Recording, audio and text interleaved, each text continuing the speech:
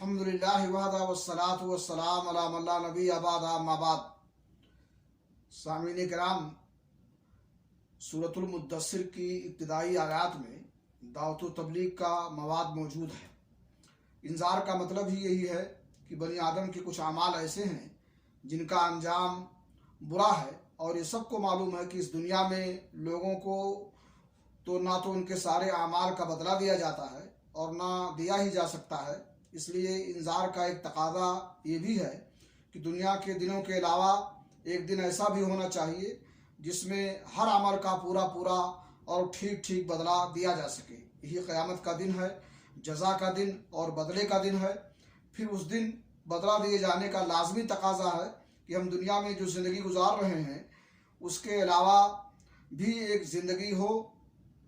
بقیہ آیات میں بندوں سے مطالبہ کیا گیا ہے کہ وہ توحید خالص اختیار کریں، اپنے سارے معاملات اللہ کو سونپ دیں اور اللہ کی مرضی پر نفس کی خواہش اور لوگوں کی مرضی کو ترجیح دیں۔ آج کے درس میں انہی باتوں پر اکتفا کرتے ہوئے اللہ رب العالمین سے دعا کرتے ہیں کہ اللہ تعالی ہمیں نبی کی سیرت اپنانے کی توفیق عطا فرمائے۔